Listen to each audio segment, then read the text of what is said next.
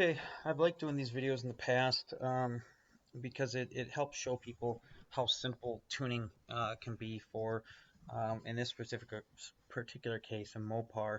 The Mopar in question is an '05 Magnum.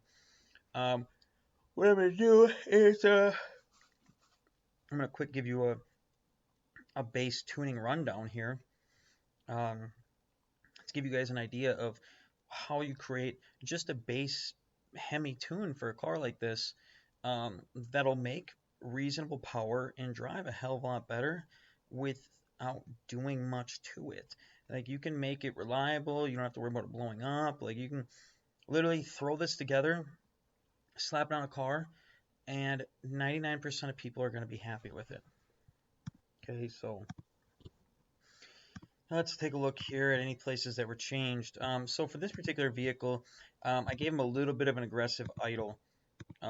So this was the stock idle for the, this is to give it more of a lope sound. This is what we put in the vehicle. When you do something like that, you do have to bump the RPMs up. So in this case, they're bumped up to 752. Because anytime you give it like a lope, there's a chance that the car is going to die.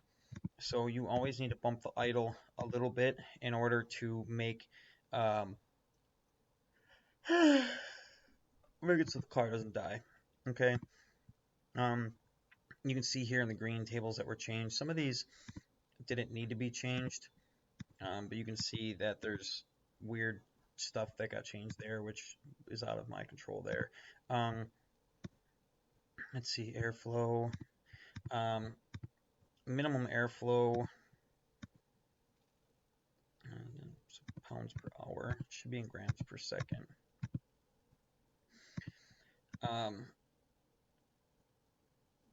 This airflow is actually kind of high right there. We actually lowered this back down. You don't need 11 grams of airflow at 500, so I actually lowered that. You don't need to mess with that. That's a little bit more on the advanced side of things. Let's see. EGR, you can turn the EGR off. This particular vehicle ran and drove great, but the fuel trims were off slightly. So in that case, there was a slight change made here to his fuel trims. The car was running a little on the lean side, so we added to it. And it happens. That's one of the big deals with tuning is sometimes you might not even make more power, but you'll make the engine run a lot cleaner and smoother, which normally in turn makes more power. The car was running about 8% lean. We added about 5% fuel to these and brought the fuel trims closer to 0. Again, that's more of our advanced videos. Power enrichment. Pretty simple here for what I like to do. I like to do 2.7 there, 0 here. I like to do 0.5 and 0.5. The P ratio depends. From what we found, and what we found on the dyno for most vehicles, and again, I don't recommend you just throwing random numbers that match mine into your vehicle without testing them. At 0.0135 for most of the vehicles that I've tested is a good base point. And typically I continue that number going all the way up, but there's nothing wrong with leaving it on the rich side for now until you can have a wideband and actually test and then adjust these areas here. Okay. Temperature control, 0 this out. Obviously, if you have a catalytic converter, you might want to leave that. But if you still have a catalytic converter, you might want to look into a little bit more advanced tuning in order to get more power without clogging up the catalytic converter. We have some changes here to the deacceleration fuel shutoff and some of the rev limit stuff there. Obviously, disable the MDS system. Spark. Let's see. Kind of see what this looks like here. Apologize for the yawning. It's been a long day. You can see that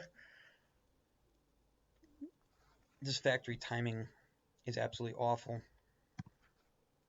That one there is really not that great either. That needs to get smoothed out a little bit more. So let's go ahead. You'll have to pretty much look at these numbers for yourself. Kind of, you can pause the video and take a look. Because one of the things is you don't want to just smooth the crap out of it and then end up having your timing be super low in areas where it doesn't need to be. So you'll notice here that red means that it's higher than it was stock, and then blue means that it was lower than where it was stock, okay? So one of the things that you need to take a look at is that you can do a compare, which we have a video explaining how to use the compare function. Because essentially, a timing should have a nice smooth transition, which this does now. It's still a little ragged and rough in a few areas, but it's a lot better than what it was.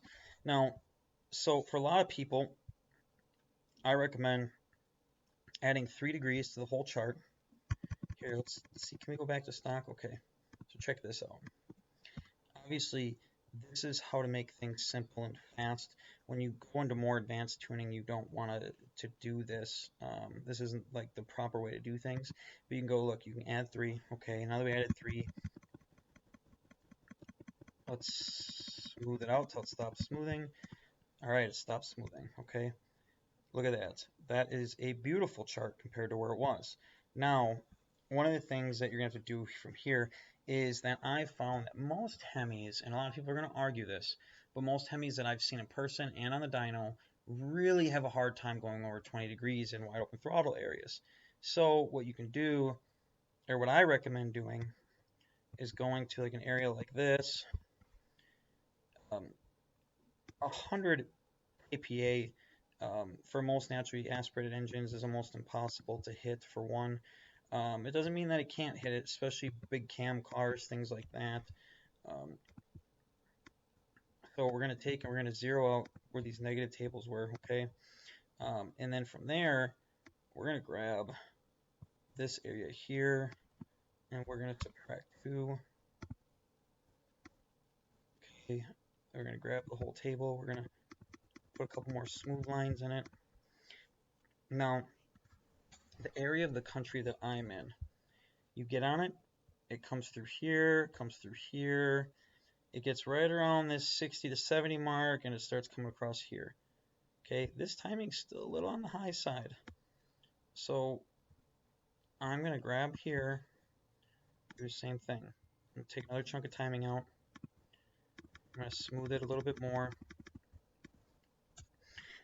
This is a better base to start with. Now, with that being said, some of these areas you can add to or make stock or whatever, but the main thing is you need to look at where your fuel mileage is.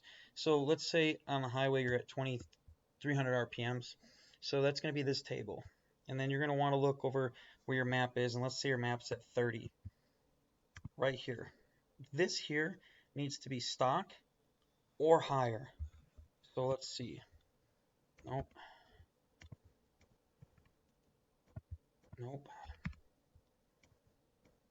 Because you get your best fuel mileage typically if you add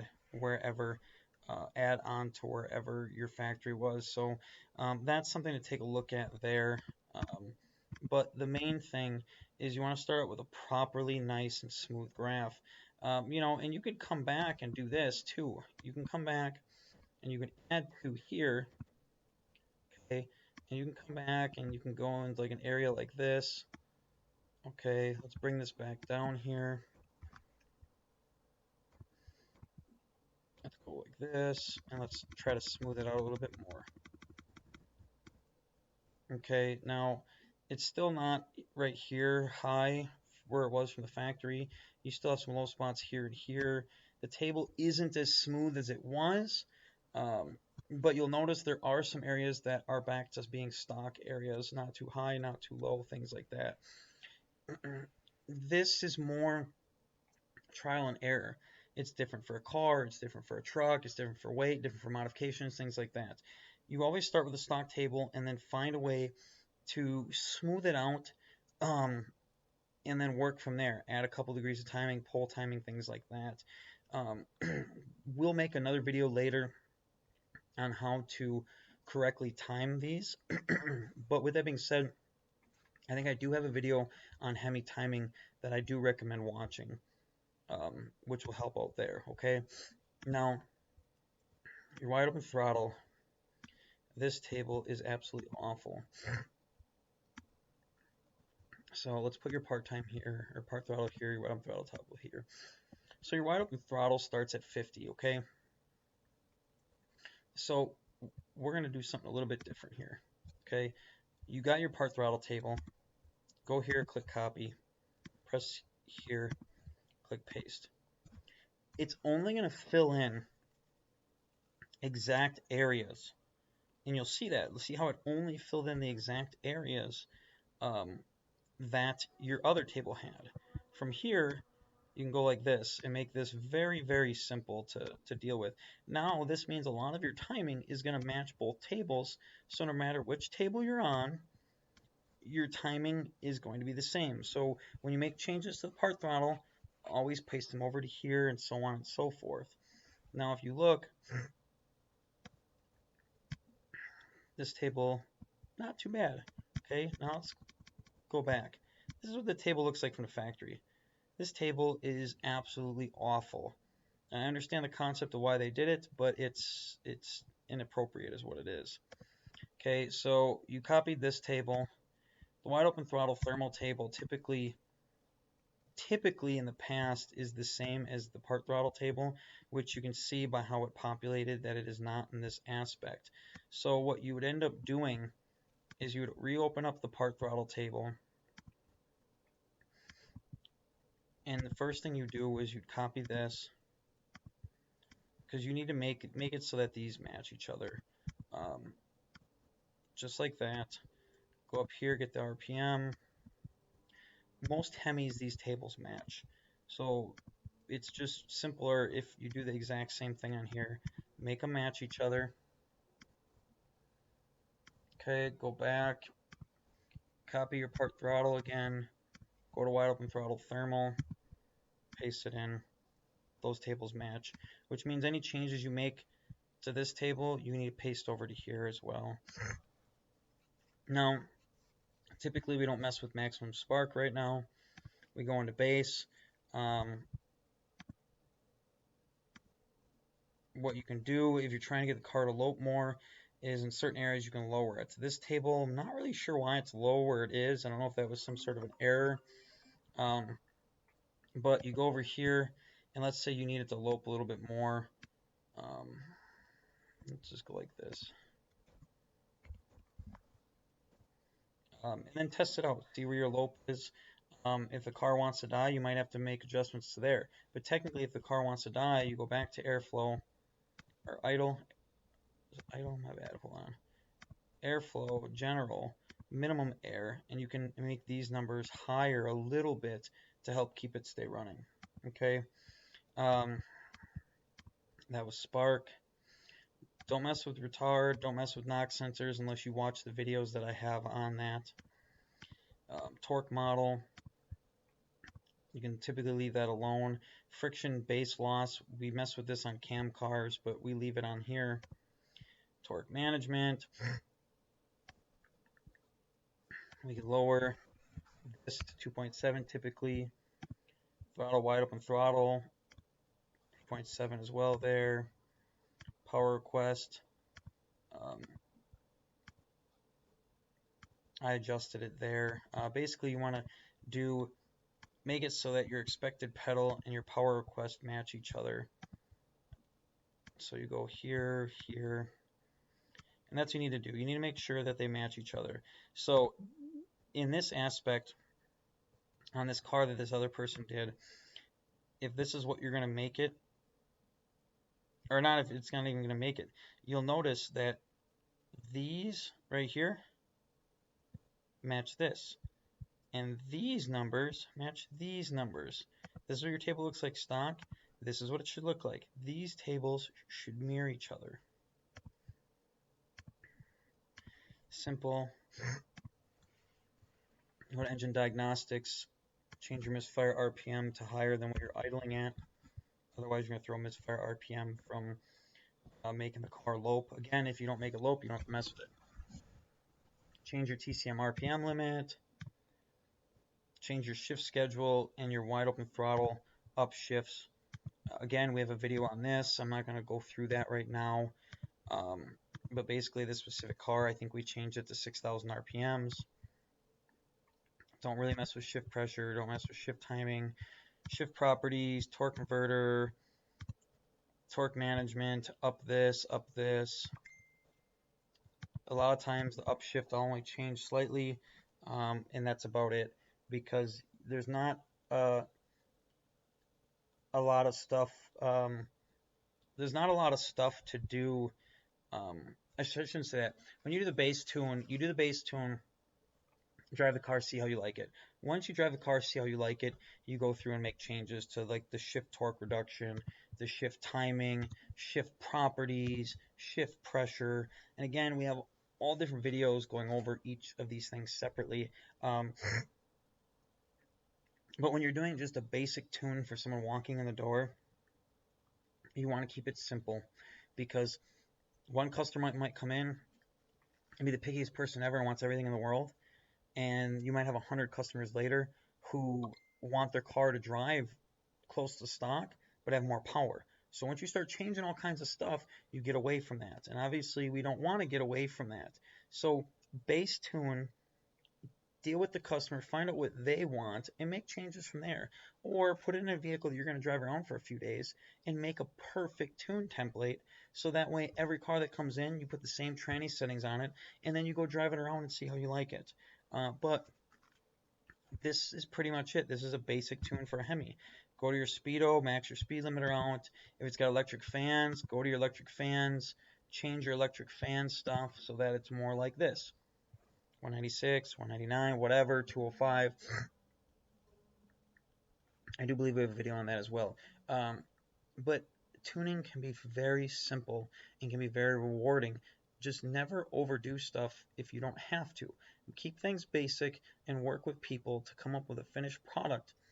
Don't just go balls to the wall, because then you have to go backwards to figure out where you made a mistake.